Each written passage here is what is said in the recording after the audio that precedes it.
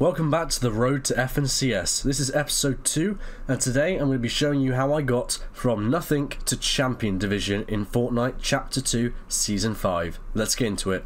Now before we get into the video, I want to remind you guys to use code Ripire in the item shop. This is the quickest and most effective way to help support the channel. Anything you do buy does help go towards me making more videos like this, as I am an Epic Games affiliate. Now let's get back into that video. So when starting off my career to Champion League, I wanted to gain as many points as quickly and efficiently as possible. So the best way to do this when in Open League and Contender League, and Early Contender League that is, later on we'll discuss that. But Early Opens and Late Opens and all the way up to Early Contender, I was pushing people quite vigorously, but ensuring I got a minimum of top 25. I was dropping probably about 5 to 10 kills a game, sometimes a bit higher than that, sometimes a little less than that. That ensured I gained a lot of points very, very quickly.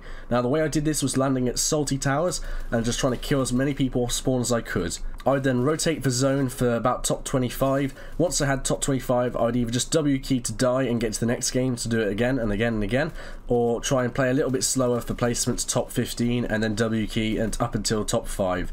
That was my general mentality, and it worked quite well actually. It was quite an efficient way to gain a lot of points very quickly. Now if you're someone who isn't very confident with W keying and you're not really that sure that you'll win a lot of the fights, I'd recommend playing a lot of creative fill and just practicing on there before going into arena, making sure to properly warm up beforehand. And even if you're then still a bit shaky about it and you're a bit nervous, then I'd recommend trying to play a bit more for placement, a bit slower, land a bit more at low-key locations such as the Shark or somewhere else I'm going to show later on, which is what I did a lot, and then you'll be able to guarantee yourself placement most games. When I reached about 4,000 points, I started noticing the lobbies were getting increasingly harder, and the people that I was going against were no longer just pushovers that were playing creative a bit. These guys were actually taking it a lot more seriously, and because the points I was losing per game was also increasing, it meant that I had a bit more of a reason to try and live instead of just W king people, so that made me play worse. And if it was actually just a normal 1v1 in a creative or normal game, I'm pretty confident that I'd be able to take these players out, but however I was so nervous that a lot of the time I'd die if I was trying to 1v1 them fairly. So I normally either sneak attack them by crouching behind them and ARing them to get a decent amount of damage before engaging in a fight, or just simply not engaging at all. This strategy worked quite effectively up until the 4,500, 5,000 mark sort of area.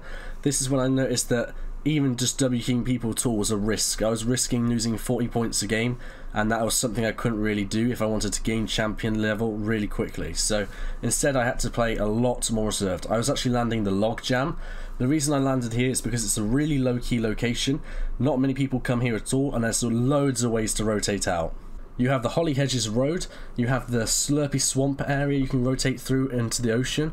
You also can then go through Weeping Woods, and it's on the edge of the map, so not many people are going to be passing through it very regularly, so it's a really solid location.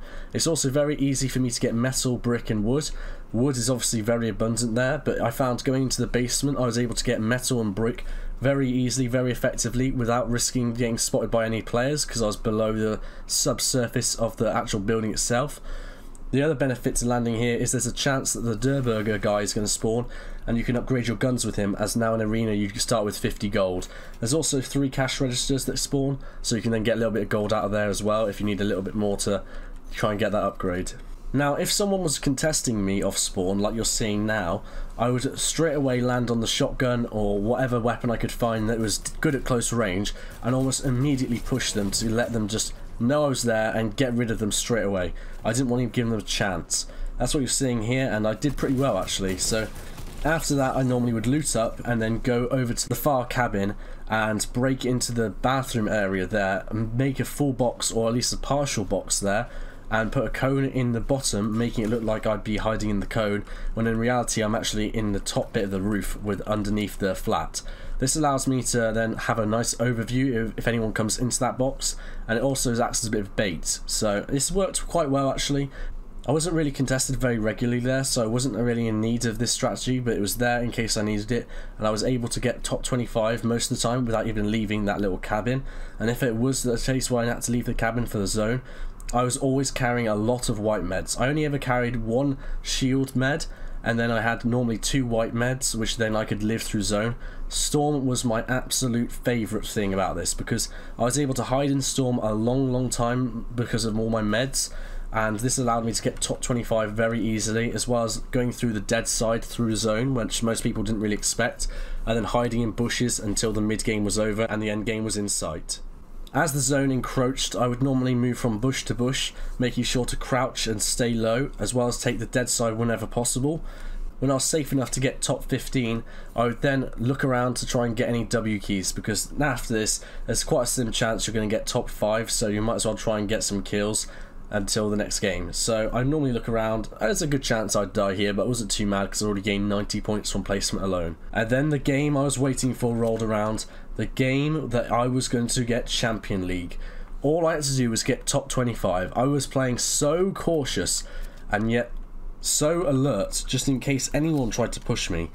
And there I was walking through Weeping Woods, and I got to the Champion League. I had a little dance and celebration, and that was it. Champion League was mine, and now I'm able to try and play in the FNCS Opens next Wednesday.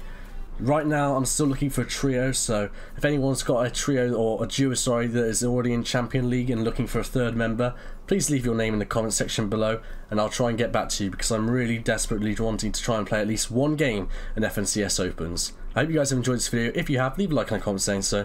That's it for you guys. Peace.